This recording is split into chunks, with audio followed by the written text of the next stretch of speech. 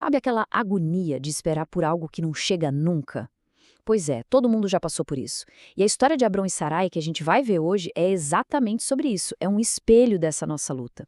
A gente vai entender como a impaciência, aquela vontade de dar uma mãozinha para Deus, pode acabar criando atalhos que levam a caminhos bem complicados e dolorosos. Vamos ser sinceros, paciência é uma virtude rara hoje em dia, né? A gente vive na cultura do agora, do instantâneo, tudo para ontem. Mas e quando a vida simplesmente breca e nos obriga a esperar?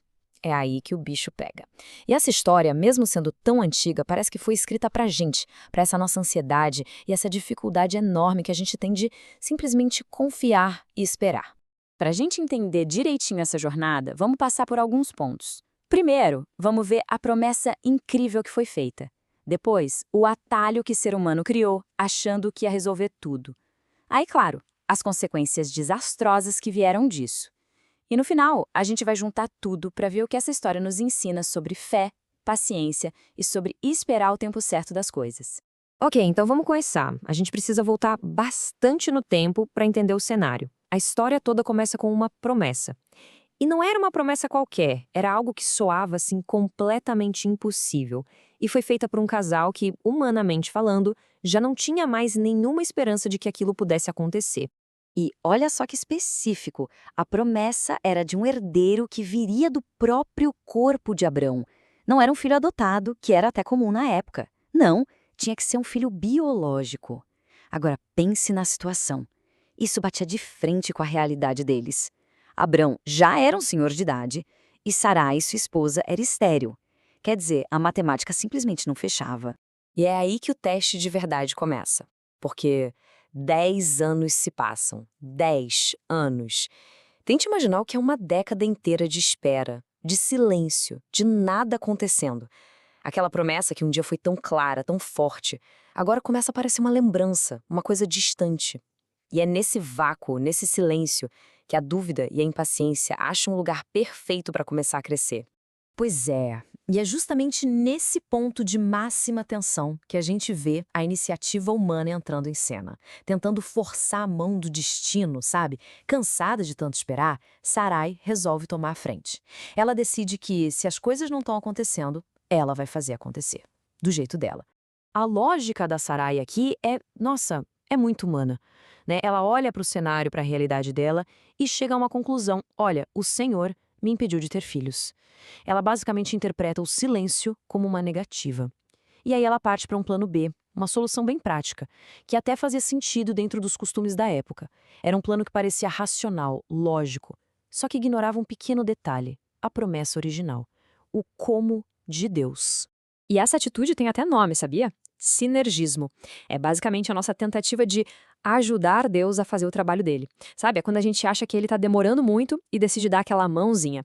É aquele impulso de pegar o controle para si, que lá no fundo nasce de uma dúvida. Será que ele vai mesmo conseguir cumprir o que prometeu? Sozinho? E o Abrão nessa história toda? Cadê ele? Pois é. Em vez de ser o ponto de equilíbrio, a âncora de fé da família, ele simplesmente aceita. Ele ouve a proposta da esposa e vai em frente, sem nem pensar em consultar a Deus.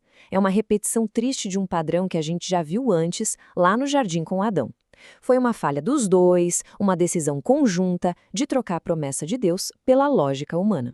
Bom, e como já era de se imaginar, essa solução genial não trouxe a paz que eles esperavam.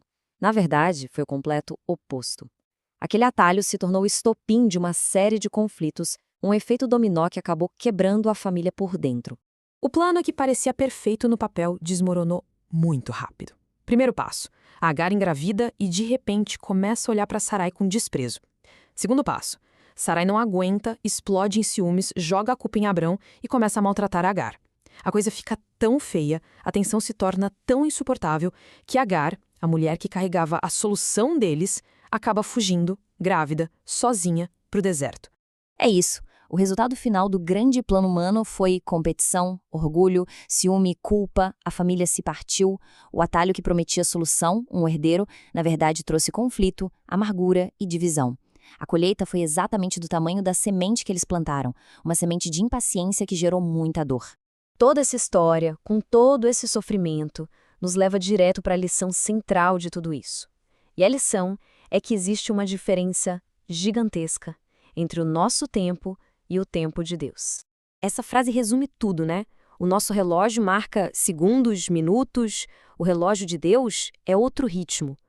A gente vive focado no agora. Os planos dele são para a eternidade.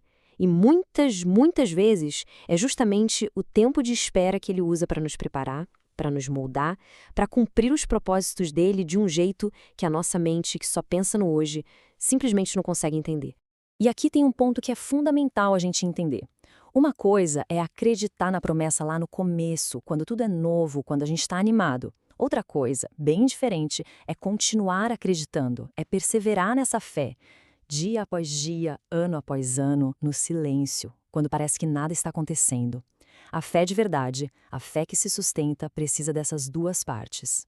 Então, qual é a alternativa para a nossa correria, para o nosso esforço ansioso? É exatamente isso aqui. Aquietar-se. É parar.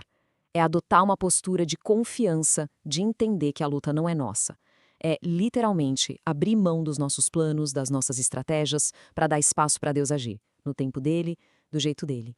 Ok, tudo isso é muito interessante, mas e na prática? Como a gente traz isso para o nosso dia a dia? Vamos agora juntar todas as peças e ver quais são as lições concretas que essa história toda nos deixa. Então, resumindo, a grande sacada é a seguinte: o tempo de espera nunca é tempo perdido. É sempre um tempo de preparo, de formação de caráter. Nossos atalhos, nossas soluções espertinhas, simplesmente não funcionam para cumprir as promessas de Deus. A gente precisa rejeitar a ansiedade e confiar que o tempo dele é perfeito. E a fé de verdade, ela exige essa perseverança, mesmo quando a gente não vê nada acontecendo, porque aquele que prometeu é fiel para agir no tempo determinado por ele. E no fim das contas, é essa verdade que tem que ser a nossa âncora, o que nos dá paciência. Mesmo com os nossos erros, com os nossos atalhos, com toda a nossa impaciência, o plano de Deus não pode ser frustrado. Ele continua no controle da história. E as promessas dele vão se cumprir, muitas vezes, apesar da gente. Então, para a gente fechar, fica a pergunta para reflexão. Em que área da nossa vida a gente está agindo como a Sarai? Onde é que estamos tentando criar nossos próprios atalhos, em vez de esperar com confiança pelo tempo de Deus? A jornada de Abrão e Sarai é um convite para a gente soltar o controle e finalmente descansar na fidelidade de quem fez a promessa.